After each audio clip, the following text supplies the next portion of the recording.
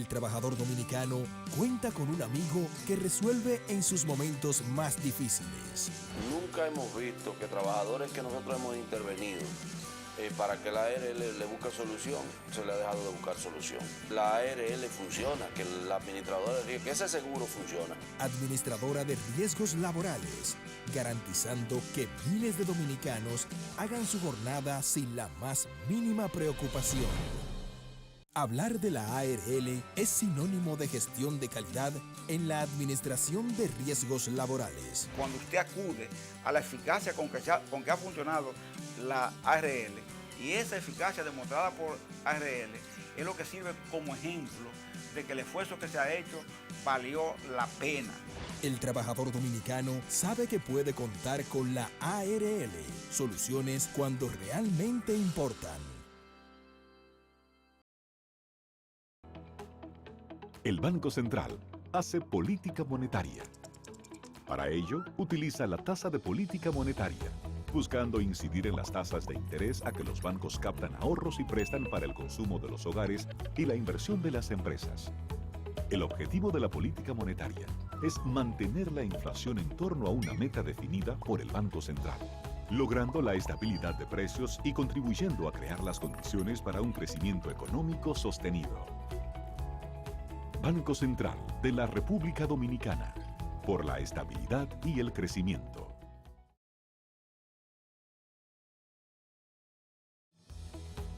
El Banco Central regula el sistema financiero, diseña y propone a la Junta Monetaria las normativas necesarias para el funcionamiento eficiente del sistema financiero, contribuyendo con la estabilidad y el crecimiento de la economía. Banco Central de la República Dominicana, por la estabilidad y el crecimiento.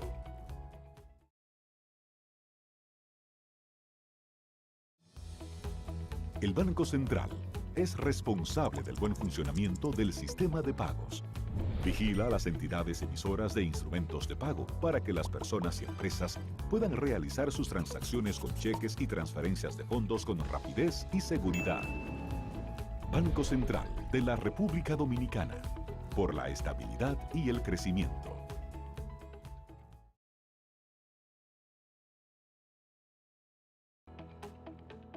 El Banco Central emite el dinero. Es la única institución autorizada por la Constitución de la República Dominicana y la Ley Monetaria y Financiera número 183-02 para emitir los billetes y las monedas que las personas y empresas utilizan diariamente. Diseña los billetes y las monedas, contrata su fabricación mediante licitación pública internacional y los pone en circulación, cuidando que la cantidad existente en la economía se corresponda con la demanda real de estos medios de pago. Banco Central de la República Dominicana, por la estabilidad y el crecimiento.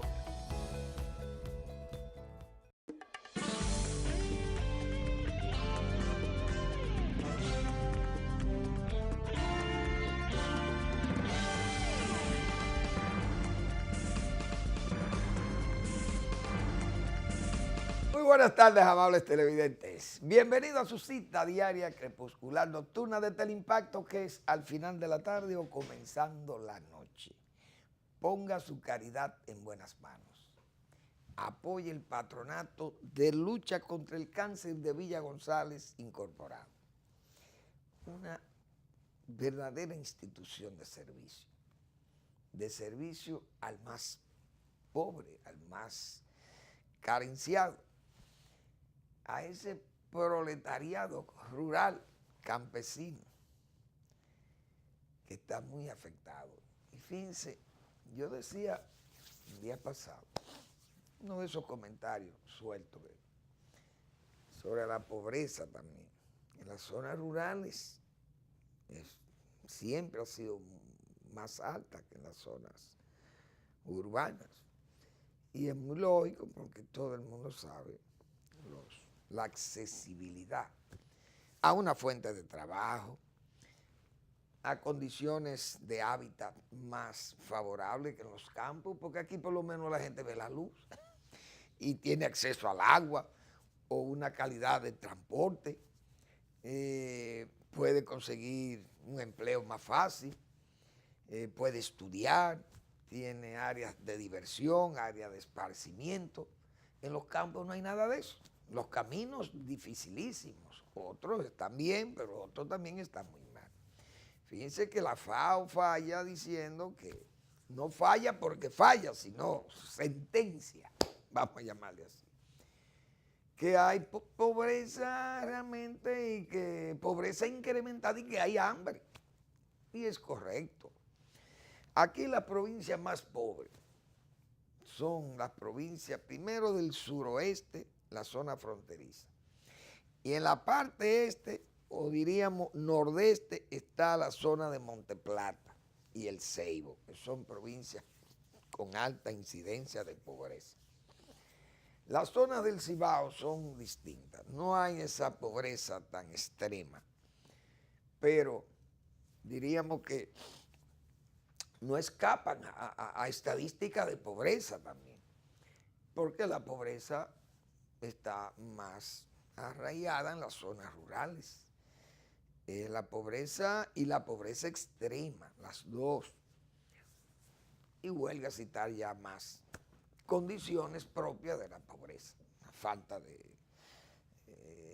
centros asistenciales de salud adecuados, centros educativos adecuados, etcétera, etcétera. El mismo saneamiento ambiental también, difícil, luchar con muchas adversidades, pero hay que seguir trabajando. Y yo, precisamente que uno observando las zonas del país, con este asunto de la sequía, que ya comienzan a preocuparnos, y que huelga a decir, la visión de Estado que tuvo Balaguer para por lo menos desarrollar esos sistemas, en esos sistemas orográficos nuestros, establecer esos lagos artificiales, esas presas tan criticadas. Yo recuerdo, señores, cuántas absurdidades, cuántas barbaridades tuvimos nosotros que oír de adversarios de Joaquín Balaguer, que se oponían a esas majestuosas obras, esas obras tan grandes, que lo que había que hacer eran pequeñas presas. Me acuerdo como ahora, un seminario en la UNFU, recuerdo, una serie de ponencias de economistas que se han hasta desaparecido del mapa. Yo no sé por dónde andan, pero recuerdo haberle escuchado en esa oportunidad haciendo críticas severas al proceso de construcción de grandes represas, esos grandes proyectos. Pero indiscutiblemente que había una visión de Estado,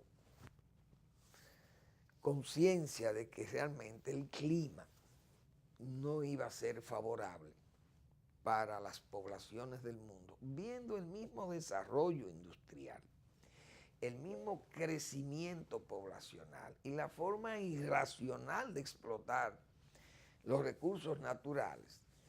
Sabía un hombre de la dimensión de Joaquín Balaguer, tenía que saber que íbamos camino a la degradación.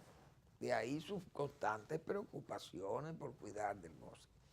Hoy ya estamos viendo muchas reuniones, conferencias del clima, el cambio climático, la situación de pobreza. Y yo he dicho que si no tomamos medidas todavía más profundas a nivel de campo, vamos a tener mayores dificultades. Pero hay que invertir en tecnología. Solo la tecnología y la capacitación nos pueden llevar a puerto seguro, como se dice, al éxito, aumentar nuestra productividad y aumentar nuestra competitividad. Inversión en tecnología, inversión en capacitación, principalmente en áreas rurales, porque también hay que hacerlo a nivel de las industrias para que puedan ser competitivas. Pero en las áreas rurales, que es donde el agua tiene mayor efecto, y fíjense que hasta la lluvia y los vientos también dañan no es solo la sequía. Es muy penoso ver una plantación de banano en el suelo por un ventarrón, como hubo ahora recientemente en la línea noroeste, también pasa en la zona del Cibao Central muchas veces. Todavía ahí afecta más porque los cultivos de ahí, como son de secano, principalmente el plátano, crece con tallos más débiles y un sistema radicular también más débil. Y están más expuestos a los vientos. Pero que yo me inclino a que los gobiernos puedan hacer cosas realmente más impactantes. El gobierno actual, indiscutiblemente el presidente ha mostrado, y lo he dicho muchas veces, ha mostrado, diríamos, una actitud vocacional para atender reclamos del campo, principalmente en el área de crédito. Pero ¿cuántas veces yo he dicho aquí? El crédito sin asistencia técnica es un riesgo. Más, el crédito no puede ser un crédito no institucionalizado. Quiere decir eso sin garantías, alguna garantía.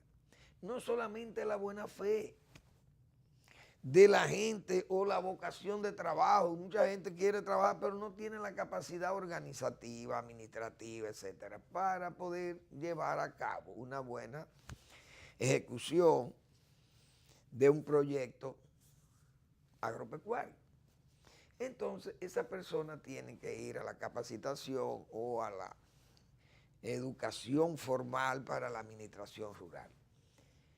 Aquí el presidente, como muestra una actitud dadivosa, anda el país repartiendo créditos a donde le solicitan o donde su equipo rastreador o su gabinete agropecuario le dice, bueno, vamos esta semana a visitar tal sitio, usted tiene tal proyecto que va a visitar, y el presidente va y derrama allí. Pero el gasto agropecuario, el gasto público agropecuario, según los técnicos de los organismos internacionales, tenemos un mal gasto agropecuario. Y entonces a veces destinamos recursos y no van orientados a soluciones no cortoplacistas, sino largoplacistas, que deben ser las soluciones que debemos darle a los problemas. Por ejemplo, la sequía aprieta. Yo he hablado de la zona tabacalera, por ejemplo, de Villa González. En Villa González pueden sembrarse 40, 50 mil tareas de tabaco, por poner unos números más o menos cercanos, aproximativos. Pero tienen un problema de que el agua es poca. Y el tabaco hay que mojarlo entonces por gravedad, léase, por inundación. Esos terrenos absorben muchísima agua. Y mucha agua de esa técnicamente se pierde, vamos a llamarle así.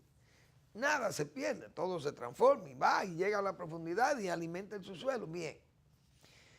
Pero técnicamente se pierde esa agua. No es lo mismo que usted dirige el agua en forma específica al tronco de la planta que a usted le interese que utilice el agua. Entonces, la racionalidad del uso del agua es mayor. Si usted dota a esa gente de un crédito de largo plazo y se le facilitan los recursos para la implementación de un sistema de riego por goteo al tabaco, usted puede estar seguro que los rendimientos serían extraordinarios. Más áreas pueden ser sembradas porque el agua rinde más. Y los costos de riego, los costos de producción de ese productor son más bajos. Porque es que él solo o con 2 o 3 obreros puede manejar todo un sistema de irrigación en áreas grandes. Porque esos son tuberías plásticas o de polietileno, qué sé yo, que se ponen ahí con una especie de manifold en cada surco. Va una línea de riego de esta con unas boquillas especiales, unos diafragmas que abren en la zona donde usted quiere que se irrigue. Y eso es fácil. Recoger eso no es difícil e instalarlo tampoco es difícil. Entonces, eso es un sistema que usted tiene que promoverlo desde el punto de vista del paquete tecnológico hacia cultivos como eso. Yo he dicho que se pueden hacer zonas piloto. Por ejemplo, Villa González, la zona de Navarrete, Las Canelas, esa zona de Santiago, creo que Ortega y Moca también, pero no sé, ahí no creo que no hay agua. Pero en la zona de Villa González, Las Canelas y Navarrete hay agua, porque el canal ya no Navarrete, se llama ahora Ulises Francisco de Payá, tiene unos laterales que hay que habilitarlos desde luego también. Entonces, todos esos recursos que el presidente ha otorgado se ven en forma focalizados en distintas zonas del país, pero es como si fuera una lotería. Entonces no hay una garantía para que haya un desarrollo de conjunto, que haya una visión de conjunto. Y esas cosas tenemos que irlas superando. En Constanza es otra zona piloto que yo lo he planteado también. Constanza, el 90% del riego en Constanza es por aspersión, pero son, diríamos, boquillas grandes. Pero el acuífero es pequeño y la zona está súper explotada, intensivamente explotada. ¿Qué hay que hacer en Constanza? Que vaya el presidente a Constanza y conozca la realidad de Constanza. ¿Cuál es la realidad del acuífero? Que los técnicos le digan, presidente, con el acuífero que tenemos en Constanza, podemos sembrar esta cantidad de tierra con esta agua que puede ser reducida, el volumen utilizado se puede reducir mediante la aplicación de estos sistemas de regadío por goteo. Pero a esta gente hay que habilitarle créditos de largo plazo para que ellos puedan solventar los pagos, los intereses, el capital.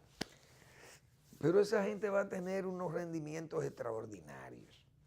Esa sería una segunda. La línea noroeste. El banano, señores, se exportan 400.000 cajas de 18 kilogramos cada una, se exportan semanalmente, pero eso puede caer a 280.000. Antes de ese ventarrón, se estimaba ya en un 30% las pérdidas por la sequía en la zona de la línea noroeste. Ahí también hay que implementar eso. Entonces tenemos que ir a los sistemas de riego porque Israel, nosotros tenemos mucha más agua que Israel, pero mucho más. Pero Israel produce con poquísima agua. Produce y produce muy bien. Nosotros tenemos abundante agua, pero la estamos viendo ya escasear. Ya estamos viendo nuestros acuíferos deprimidos. Ya los vemos secos. Y con periodos prolongados de sequía se van acentuando los problemas. Y cada día los problemas son más grave y la población cada día va en aumento y demanda más agua. Por tanto, tenemos que ir a la racionalización. Pero eso no es con visitas sorpresas solo. Tiene que ser visitas generales, es un programa nacional que puede comenzar con zonas piloto. Repito, puede ser San Juan de la Maguana. Yo recuerdo en San Juan de la Maguana, el gobierno emprendió un programa ahí que a mí me costó pelear, como se dice, en sentido figurado, con el ministro administrativo de la presidencia, con José Ramón Peralta, mi amigo José Ramón. Una persona que bien intencionada, bueno, vamos a ayudar a San Juan, vamos. ¿Con qué? Que vamos a nivelar los suelos de San Juan, vamos a invertir 35 millones de dólares. No, peleé con él, fui a pelear al palacio con José Ramón. No invirtamos eso ahí, porque ¿para qué si vamos a mojar por goteo? ¿Para qué vamos a nivelar? Vamos a invertir en lagunas especiales, reservoirs, o reservoir, no sé cómo se le llama, o lagunas o estanques. Vámonos a la estanqueidad, que a eso es que tenemos que ir. Estanques enormes, bien grandes, con un material que impida la infiltración. Y de ahí se bombea o se rebombea a las parcelas y se moja con riego por goteo los cultivos de San Juan. Y ustedes verán que vamos a tener rendimiento. Entonces, a invertir, se perdió ese dinero. Para mí se ha perdido, porque eso no va a tener ningún resultado. Pero no me valió. No me valió, como dicen, exponer mis argumentos y hacer las sugerencias. No es eso lo que va, pues que vaya. Como también insistieron en tener un ministro de Agricultura, que hoy es el ministro de Medio Ambiente, que también le advertíamos que si un equipo no había funcionalidad, si un equipo humano realmente interesado, vocacionalmente interesado en hacer las cosas de conjunto. Tampoco me hicieron caso. Hoy está en Medio Ambiente y ¿qué ha pasado? Ahí también está el Medio Ambiente al garete, porque no tiene la dirección ni hay la capacidad para dirigir eso. Pero no se llevan de nadie. Señores, estos comentarios yo los estoy haciendo porque estamos en la antesala del Día del Agricultor, que es mañana.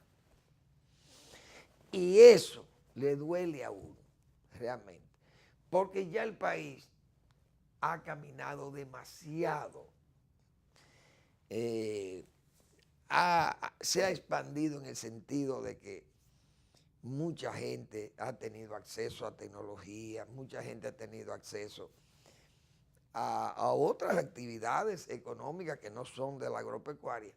Pero es una pena que el país entonces tengamos, como señalan algunos, que tengamos que estar importando. Señor, importamos porque hay unos productos que hay que importarlos. Lamentablemente, cuando usted hace un acuerdo de libre comercio con países como Estados Unidos o los países europeos y Canadá, por ejemplo, usted tiene una avenida de doble vía. Hay gente que dicen, pero es que estamos importando demasiado producto que lo podemos producir aquí. Es verdad, pero usted no puede producir 28 millones de quintales de maíz. ¿Por qué? Porque ese maíz con el que alimentamos los pollos, tendríamos que sembrar el país entero. Entonces las ventajas comparativas no nos son favorables para nosotros producir maíz localmente, porque nunca vamos a alcanzar primero esa producción. Segundo, el costo es muy alto.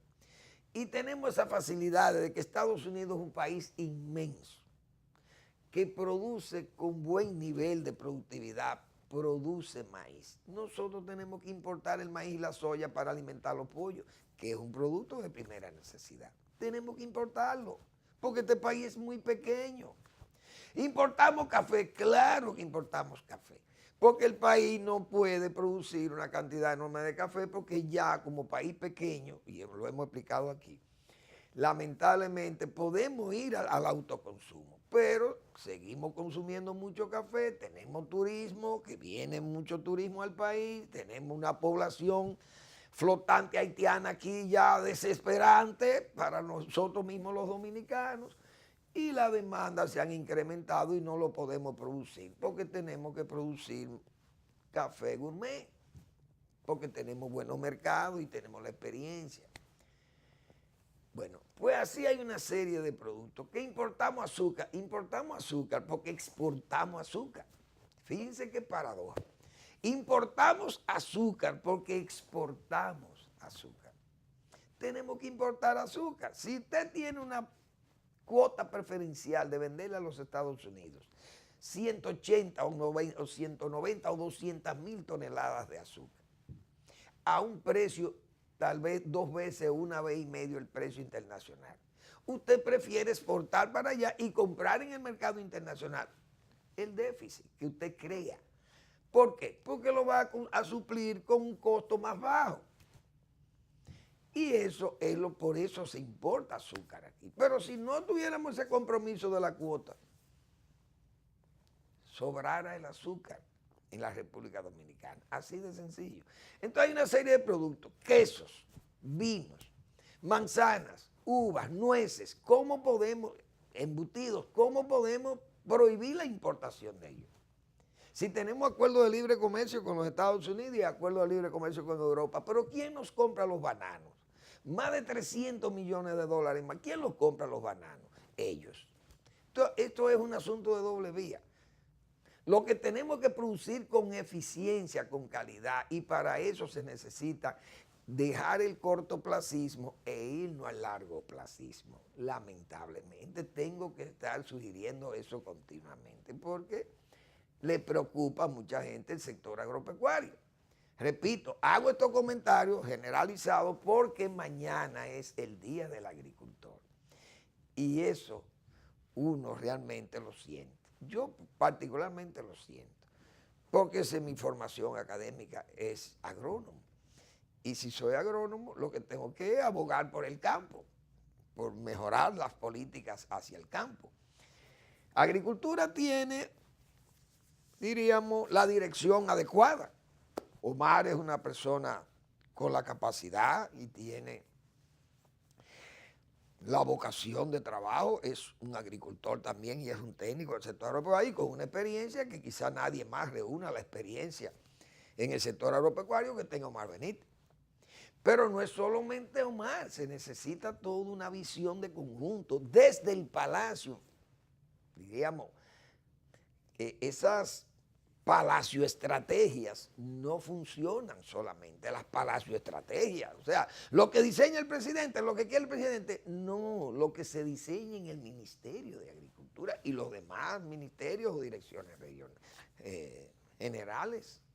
Entonces, así es que vamos a andar. Lamentablemente, se ha gastado un dineral, pero seguimos con muchos problemas que nos delatan, como dice FAO. Tenemos problemas estructurales, viejos, que no hemos podido vencer, pero tenemos que vencerlos porque si no vamos a terminar muy mal.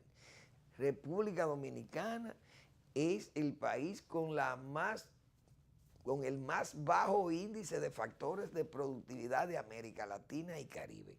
Señores, nosotros estamos por debajo del promedio, que es 1.3, estamos en 0.9. Óigase bien, por debajo de Nicaragua y de Costa Rica. Estamos en niveles parecidos al de Jamaica, al de Guatemala y así, El Salvador, etc. Pero los 10 países más grandes de América Latina tienen un índice de factores de productividad de 2.0, similar a los países que están en la OPTE. Entonces, nosotros tenemos que mejorar nuestra productividad. Y para mejorar nuestra productividad tenemos que ir a la tecnología y a la capacitación. El crédito ha crecido, ha sido un aporte extraordinario, el gobierno y el presidente. Realmente hay que felicitar al gobierno que ha hecho un aporte grande al crédito. Pero el crédito sin asistencia técnica es un riesgo, repito. Y no es solamente el crédito. A veces usted puede ser el mejor productor y sin embargo, si no funciona el mercado, usted es un productor fracasado. Porque tenemos que sembrar las cosas que nos podemos venderle a los que nos venden muchísimas cosas por importaciones. Si nosotros importamos ajo de China, pues vamos a producir tabaco, que ellos dicen que quieren comprar tabaco y alcoholes. Porque realmente esas cosas tenemos también que sopesarlas. Tenemos que mejorar nuestra productividad, mejorar nuestra efectividad, la higiene, la inocuidad, la calidad, para ser realmente más competitivos. Yo espero que los agricultores mañana reciban una buena, no el retórico mensaje, el presidente con su mensaje, no, que tienen que haber políticas realmente concretas. Si vamos a mejorar los árboles, la siembra de árboles, la reforestación, no es solamente con simple viverito, habrá que llevar tecnología a un laboratorio in vitro, con Tanza 5 laboratorios in vitro. Así de sencillo. ¿Y qué tú vas a hacer con eso? 50 millones de plantas anualmente vamos a producir, de plántulas. ¿Para qué? Para trasplantarla en los otros bosques. Y entonces es un programa de verdad. No es un simple vivero por allí, por acá, por allá o por acullá. No, es un programa, pero tiene que ser impulsado por políticas largoplacistas, no cortoplacistas o populistas. Vamos a la pausa y regresamos.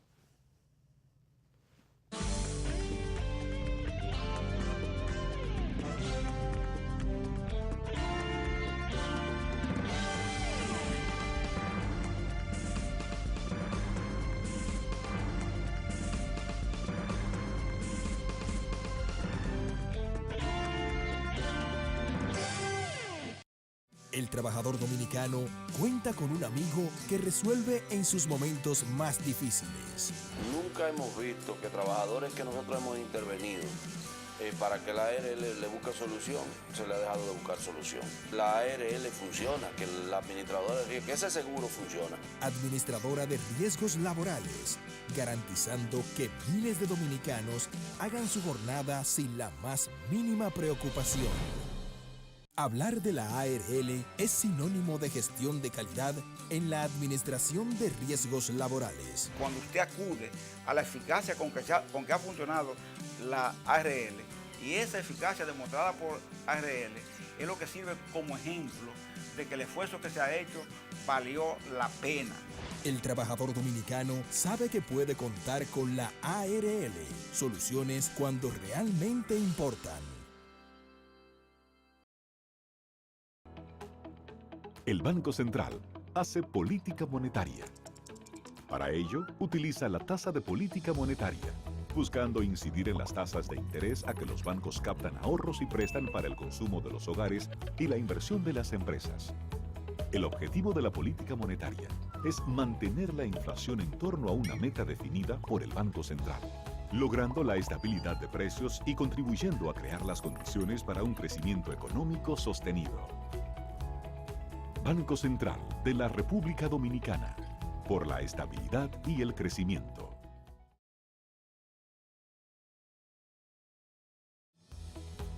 El Banco Central regula el sistema financiero, diseña y propone a la Junta Monetaria las normativas necesarias para el funcionamiento eficiente del sistema financiero, contribuyendo con la estabilidad y el crecimiento de la economía. Banco Central de la República Dominicana, por la estabilidad y el crecimiento.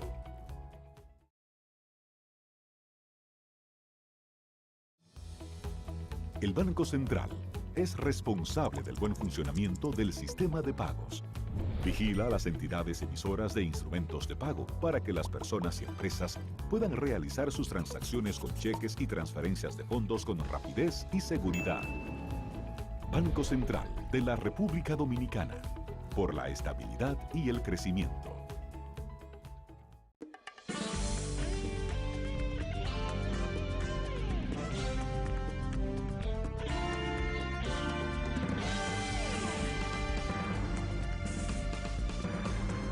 Dicen en el campo que el puerco no se rasca en jabilla. Y es verdad, porque señores, al puerco le da un calor y una comezón porque la grasa que tiene en la piel, eso le da un cosquilleo, no hay duda de ello. Entonces, el puerco se rasca en cualquier, diríamos, pared, y si es de blog rústico así, feliz el puerco. Los postes o las estanterías de madera o de concreto, es decir, con el material que esté la jaula hecha, o si es a campo abierto, con los árboles que estén en la zona, o se revuelca y se enloda y se refresca porque hace mucho calor, no hay duda de ello. Pero siempre se ha dicho, y es verdad, que el puerco no se rasca en jabilla por las púas, las espinas que tiene adherida a ese árbol. Ayer se celebró la reunión del comité político del PLD nosotros adelantábamos aquí como todo el mundo podía adelantarlo. Unos eran más escépticos que otros y otros más creyentes de que, no, el poder y el suprapoder lo puede todo y el presidente o la gente, si el presidente no está, pero están sus áulicos y sus conmilitones o sus amigos de íntima y sentida amistad que quieren promover al presidente o halagar al presidente, que ya se han convertido en verdaderos profesionales del halago. Bien, hubo un señor apellido Ventura Camejo que en el 2015, bueno, fue con una euforia realmente y presentó aquel proyecto en el comité político, porque tenemos la mayoría aquí. En esa época, Leonel Fernández hizo alguna resistencia, pero no toda la resistencia. Por lo menos él entendía que no tenía la consistencia para hacerle frente, diríamos, a una inquietud y a una voluntad incluso de mucha gente del PLD, una gran mayoría en el partido, y además la aceptación nacional del gobierno del presidente Danilo Medina era buena para la época. Todo el mundo sabe que se desgastan los gobiernos, pero se desgastan porque los gobiernos tienden a no seguir el patrón inicial y van cambiando y se van moviendo y van flexibilizando sus medidas de controles, van perdiendo fuelle en muchas de las acciones públicas, se ven flojas, descuidadas muchas veces, con descuidada ética también. Y eso influye para que la gente le vaya perdiendo el aprecio o la confianza a la administración que está. Y eso pasa con muchos gobiernos, es pura verdad. De ahí que Leonel Fernández decía, bueno, eso crea tensión, un tercer periodo, y bien. Leonel Fernández se sometió a una prueba de ver su liderazgo, medir su liderazgo desde fuera del poder. Y de hecho, ahí es que se mide el liderazgo. El liderazgo que crea emociones se hace o se ve o se fortalece desde fuera del poder. Ahí es que tiene valor. Joaquín Balaguer tenía muchísimo valor como líder. Pero cuando Balaguer ganó desde la oposición al PRD en el 82, su liderazgo fue todavía más respetado. ¿Por qué? Porque se decía, una idea estereotipada, como yo he dicho aquí, un estereotipo exagerado de que todas las elecciones las ganaba por trampas, que se robaba las elecciones. Bueno, en el 82 resulta que no se la podía robar porque estaba fuera incluso una junta nombrada por el propio presidente Salvador Jorge Blanco en el 82. En el 86, perdón. En el 86 fue esas elecciones que Balaguer ganó desde la oposición, con un gobierno contrario y con la junta puesta por el gobierno del PRD. Y no se controla todo. Bueno, pues Balaguer ganó. Ahí consolidó su liderazgo. El presidente Fernández no tenía la fuerza, dice él, en el 15, porque no estaba organizada su fuerza. Tenía fuerza, porque yo recuerdo que él ahí en la Media Naranja llevó todos los equipos de los senadores, 17, 18 senadores le apoyaban, 56 diputados, síndicos, muchísimos diputados, las regionales, bueno, todo el mundo prácticamente. Y él dijo que esa era una fuerza para la unidad del PLD, y así fue.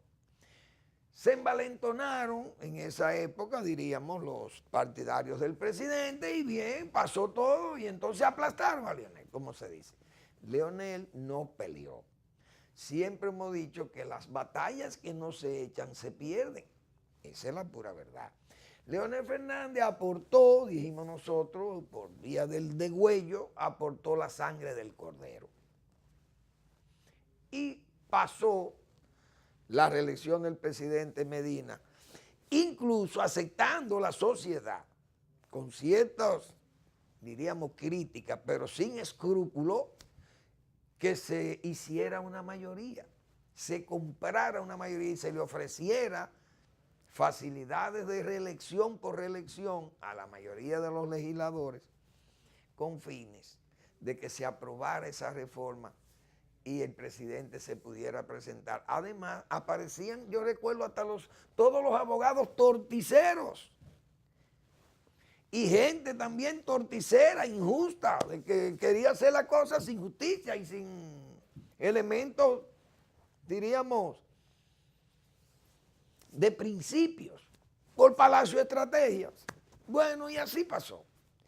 Esta vez, el mismo actor del 2015 no se atrevió. Y yo decía, no se atreverá, porque hoy, el Leonel de hoy, ya con un liderazgo probado y consolidado, que eso le pasa, al presidente tiene que salir. Cuando salga del poder, ahí es que el presidente va a medir su verdadero liderazgo. ¿Por qué? Porque los presidentes, su liderazgo, ¿cómo se mide un liderazgo de un presidente? Si todo lo tiene a sus manos, todo lo puede resolver, se le consigue las adhesiones que quiere, todo lo puede conseguir un presidente en la República Dominicana.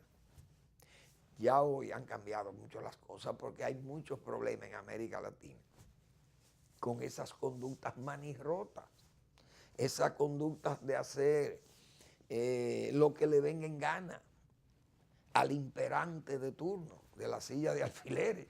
Ya esas cosas no se pueden ir haciendo así. Hay el populismo y la actitud dadivosa y todo eso está bien. Pero los actos bochornosos ya hay que hacerlo con mucho cuidado y, como yo he dicho muchas veces, saber hacerlo mal hecho, bien hecho, para usted no quedarse atrapado, porque mire todo lo que está pasando en América Latina después de Odebrecht. Pues se obvió, se esquivó en el comité político poner el tema de la reforma a la Constitución por vía del CP, que ya se sabe que hay un acuerdo firmado ahí. Pero ustedes saben por qué se paró eso. Simple y llanamente por los músculos y el pecho que exhibe ya Leonel Fernández. Leonel exhibe músculo y pecho, ya le puede sacar el lagarto, como decíamos antes los muchachos, cuando usted sacaba ese músculo y lo levantaba ahí haciéndole fuerza ahí a su muñeca y a su puño y entonces se elevaba el bíceps. Señores, ya Leonel Fernández ha dicho, no hay vuelta atrás. No lo dijo en el 15. En el 15 decíamos nosotros que Leonel Fernández estaba cocinando con agua tibia. Porque el que cocina con agua tibia no come. Yo lo he dicho aquí y repitiendo a don Maximino Canelo, que la expresión es de él, de un alcalde pedáneo, diríamos una pedanía muy alejada de la provincia de San Cristóbal, sabrá Dios. Eso lo trae don Mario en una de sus obras magníficas sobre política que escribiera don Mario Rivittini y cita a don Maximino Canelo ahí. Genial. Leonel Fernández está dispuesto a luchar y eso, saben lo que querían poner, eso tal vez más como una necedad, porque el propio presidente, ese silencio y toda esa actitud, diríamos, de recogimiento ante eventos tan, diríamos, tan sismáticos como podrían ser, como decíamos ayer, el presidente Medina tiene la referencia de la derrota y la victoria, es un referente, porque las dos situaciones la ha enfrentado con éxito el presidente Medina. Él es un referente, el verdadero referente de la derrota y la victoria es Danilo Medina, que se ha recuperado con 2 victorias, porque Hipólito Mejía era un referente de victoria y derrota, pero lo han derrotado varias veces y hacia lo interno también, y entonces el hombre es un derrotista. Ahora, en el caso de Danilo Medina, el presidente es consciente de que una actitud por tirar abajo la Constitución de la República, que sus más íntimos apelen a la artimaña o al contubernio, a sonsacar la gente, eso es gravísimo. Y esa cosa el presidente es consciente de que él mismo, esa situación se la plantaba a Leonel Fernández en el 11. Y Leonel era consciente que un desprendimiento del danilismo afectaba la posibilidad de que él ganara una reelección. Hoy Danilo Medina también es consciente y está más consciente porque Leonel Fernández hoy es mejor candidato que Danilo en el 11 y lo prueban los trabajos de campo, las visitas que hace, la algarabía, las adhesiones. Y cuando una gente tiene un liderazgo y una fuerza, fíjense esos militares, como esos exmilitares se arrimaron allí a esa candidatura o arriman músculo a esos músculos ya de Leonel Fernández y le dan más fortaleza. Entonces, ya esa condición de precandidatura con peso electoral como tiene Leonel Fernández y un hombre que su oficio es ser presidente de la República, está en mejor posicionamiento que Danilo en el 11.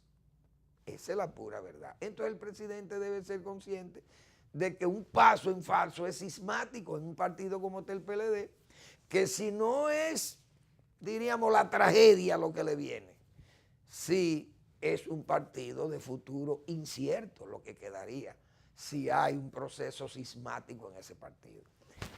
Por tanto, eso fue temor, porque parece, digo yo, y eso es una especulación de mi parte, que Leonel Fernández estaba dispuesto ayer o anoche a dar un manotazo en la mesa, como se dice, y mandar, no hay marcha atrás.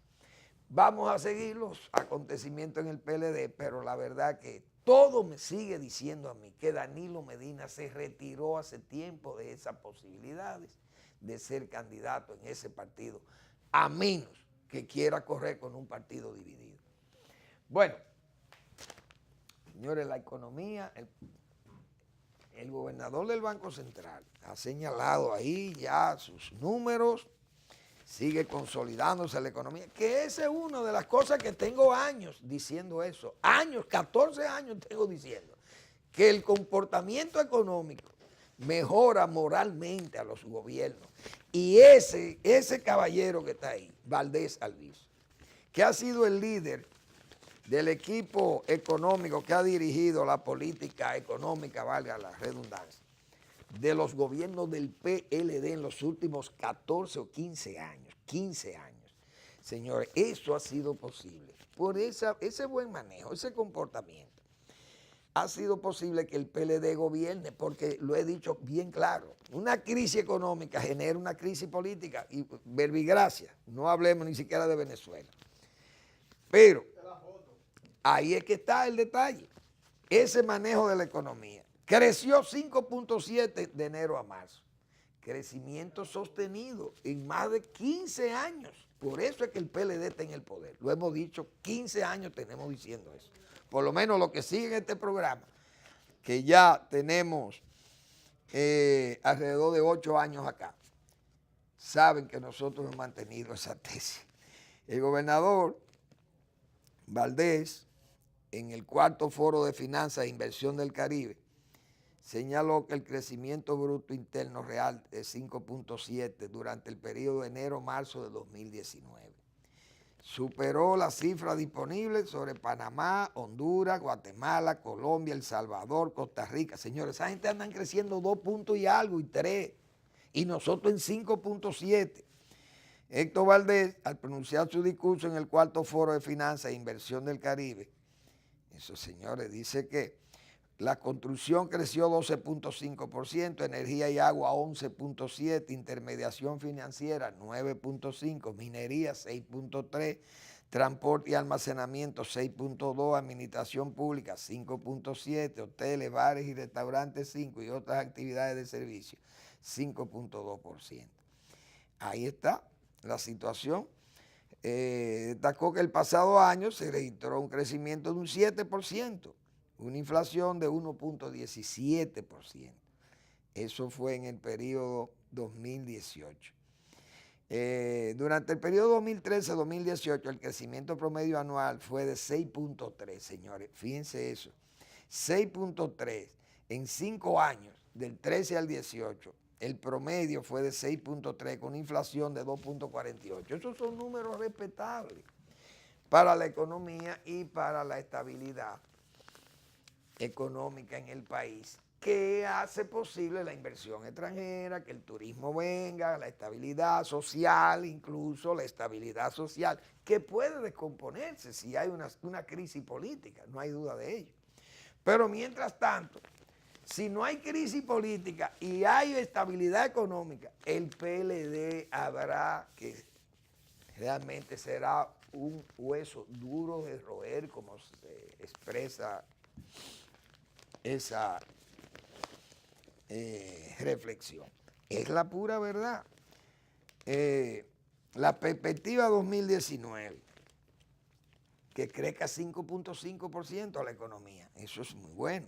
La inflación se ubicaría en torno al límite inferior del rango meta de 4.0, más o menos un 1% en el 2019. Estas bajas presiones inflacionarias presentan amplios grados de libertad para estimular oportunamente nuestra economía en caso de materializarse riesgos del entorno internacional o ante cualquier choque que afecte a las expectativas de los agentes económicos. Es decir, Valdés siempre ha estado claro, pero no deja de que se monitoree, monitorizando todas las economías de las cuales nosotros tenemos fuertes relaciones y siempre previendo cualquier anormalidad en el entorno internacional y hacer los correctivos locales. Entonces el país ha tenido 15 años de estabilidad y 15 años de gobierno del PLD, gracias a que a eso. Cuando viene la crisis económica, gracias, pregúntenle al PRD. Incluso el doctor Balaguer en el 90 perdió prácticamente las elecciones con una situación de economía realmente difícil. No perdió porque el PLD no quiso ganar. Pues esa es la pura verdad. Incluso el PRD le ofreció el apoyo al profesor Bosch. No me interesa ese apoyo de usted. Es decir, cuando vimos esa crisis del 90, agravada por las políticas distorsionantes que tomó el PRD en 8 años, que fue un caos, el desorden administrativo, el manicomio administrativo. Y volvió y lo instauraron con Hipólito Mejía y terminamos también hundiendo el país. Ahora, se hundieron sus gobiernos, no hay duda de ello. Y fíjense que tienen 15 años fuera del poder.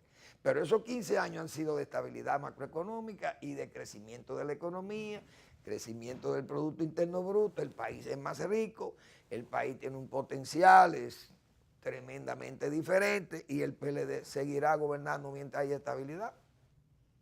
Eso es así de sencillo. No hay que ser un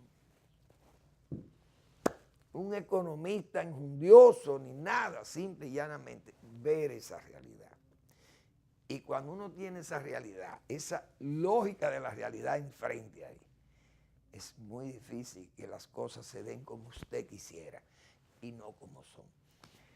Gracias por preferirnos, nos vemos mañana, que voy a tratar mañana un tema que yo creo que tenemos que hablar de eso, porque el señor embajador de China continental o China popular o China comunista, porque él habla de que su partido comunista chino ha llevado al bienestar a su país, como si fuera mediante el modelo comunista o chino maoísta, y no el modelo capitalista, con una explotación del obrero chino, con sus ciudades satélites, Pekín reservado a sus pequineses, sitios exclusivos de la clase dirigente como Tiananmen y una serie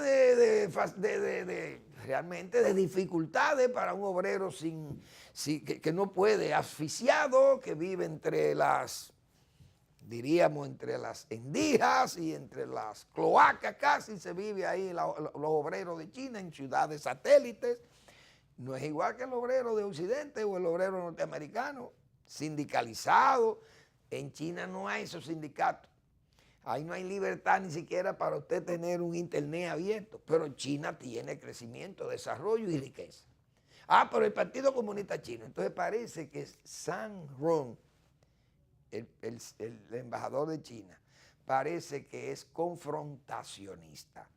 Porque el hombre emplea unos términos que mañana vamos a hablar de eso. Al final de la tarde o comenzando la noche.